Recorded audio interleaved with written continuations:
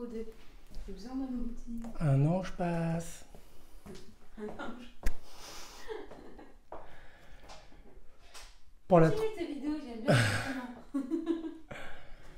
pour la troisième journée, je suis allé à Vatnajökull et Jökulsárlón et Diamond Beach. Donc c'est quasi au même endroit. Mais si vous partez de Reykjavik, il y a un peu de route, effectivement. Je crois qu'il y a 3h30, 4h, ça dépend de la vitesse à laquelle vous roulez. Mais il y a pas mal de distance, puisque là, effectivement, c'est pas mal à l'est. Donc voilà, donc si vous enchaînez, si vous avez un parcours pour traverser le sud, c'est bien de s'arrêter au niveau des plages Vic, ou même un peu avant ou un peu après, euh, pour passer la nuit et éviter de faire l'aller-retour jusqu'à Reykjavik. Enfin bref, Vatnajökull, moi je suis passé en voiture, donc j'ai vu une première partie où j'ai pu aller vraiment au plus proche. C'est même d'ailleurs de là où il y a un genre de petite cabane où en fait on peut partir avec un guide pour aller faire l'ascension du glacier. Donc moi je n'ai pas pris de guide. Quand je suis arrivé il n'y avait personne, mais de manière un peu illégale, vu qu'il y avait une barrière qui interdisait le passage, j'ai pu aller au plus proche en fait de Vatnajökull. Donc je suis passé par hasard en fait hein, quand vous êtes sur la route principale du sud de l'Islande, vous pouvez l'apercevoir en fait généralement dans cette période, vous voyez une banquise, quelque chose de bleu, de blanc, de gelé. Donc voilà. Moi j'ai été interpellé directement et puis j'ai tenté ma chance. Je me suis stationné et je suis parti sur un coup de tête directement sur place. Ensuite, puisqu'à la base je voulais aller à Jökulsárlón, pareil, hein, Jökulsárlón ou Jökulsárlón, je ne sais pas comment ça se prononce. Euh, Ce sont des icebergs, donc des glaciers. Donc ce sont juste les glaciers qui se détachent de Vatnajökull et qui viennent s'échouer après sur la plage, ce qui donnera Diamond Beach. Mais voilà, si c'est la première fois que vous voyez des icebergs ou des glaciers, c'est vrai que ça, vous prenez une claque, ça c'est clair. D'ailleurs, il y a une certaine odeur, en fait, ça sent la glace. C'est... Moi j'ai été étonné de ça, mais en tout cas c'est une atmosphère magnifique, c'est oufissime. Et donc juste après Jökulsárlón, juste en face, hein, je crois que vous pouvez marcher, même y aller à pied ou en voiture, je crois qu'il y a 8 minutes grand maximum. Vous pouvez retrouver donc, Diamond Beach. Donc c'est là où vous retrouvez plein de petits glaciers échoués sur la plage, plein de petits glaçons même. Et donc c'est clair que c'est magnifique. Et donc je crois qu'il n'y a qu'en Islande où on peut retrouver ce genre de paysage. Donc juste après avoir fait Jökulsárlón Diamond Beach, j'ai pris une réservation sur un jour de camping. En fait, j'ai un emplacement en fait, pour poser ma tente. C'est là où j'ai dormi en milieu de parcours pour éviter de repartir à Reykjavik.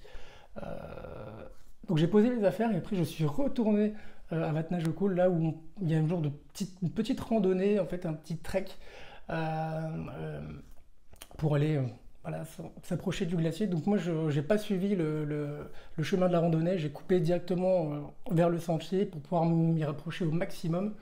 Par contre je me suis fait surprendre par le brouillard, par le smog.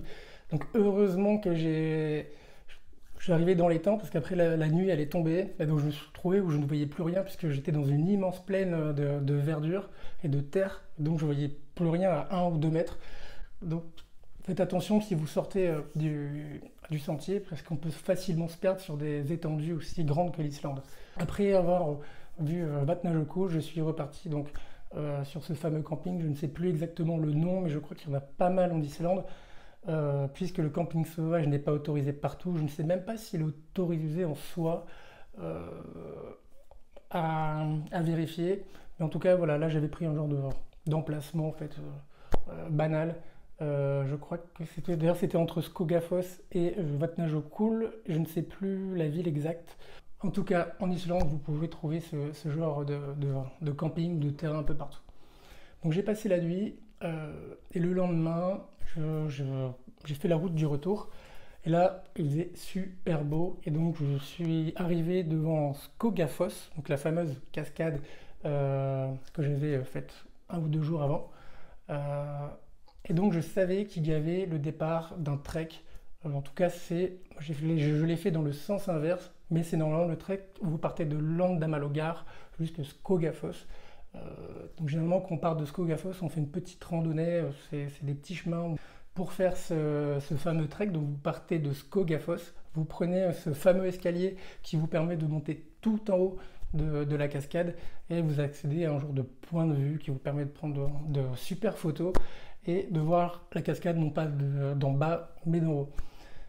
Donc ce jour-là, sur un coup de tête, encore une fois, comme il faisait beau, je me suis dit allez, je vais entamer le trek, mais dans l'autre sens. C'était un peu idéaliste puisque si vous partez de Skogafoss jusqu'à Landamalogar, il y a 80 km. Bon, au final, j'aurais fait 24 km, je serais allé jusque Porsmok ou Sorsmok, je ne sais plus comment ça se prononce. Mais c'est un super trek à faire.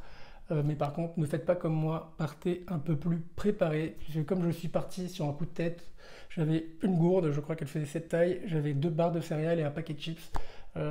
Autant dire que pour faire 24 km, c'est assez risqué. D'autant plus que ça monte, ça descend, mais donc c'est pas si facile que ça à faire. C'est pendant ce fameux trek où je me suis retrouvé donc au retour, puisque comme je ne suis pas parti de Landamalogar mais de Skogafoss, arrivé à Porsmok ou Sorsmok, j'ai dû le lendemain faire la route retour. Oui, Porsmok.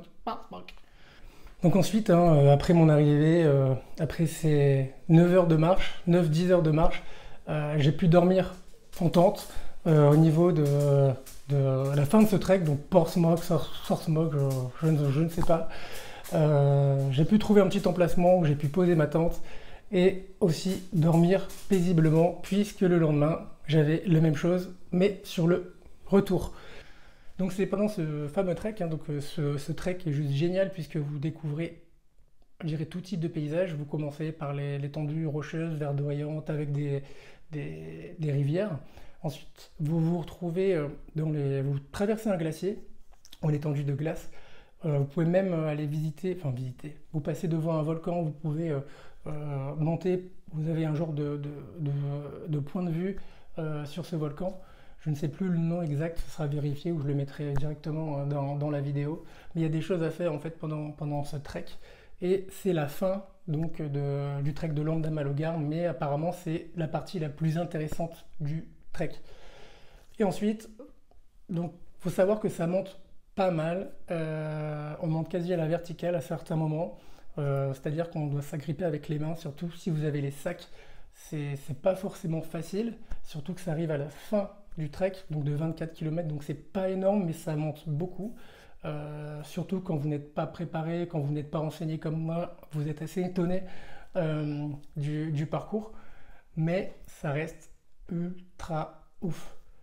Et donc c'est d'ailleurs pendant ce fameux trek, le retour vers du coup, Skogafoss, où je me suis retrouvé par malchance sur cette fameuse crête avec 800 mètres de dénivelé de chaque côté. Et donc c'est sur cette fameuse crête qui était d'ailleurs un accident puisque ce n'est pas le chemin normal.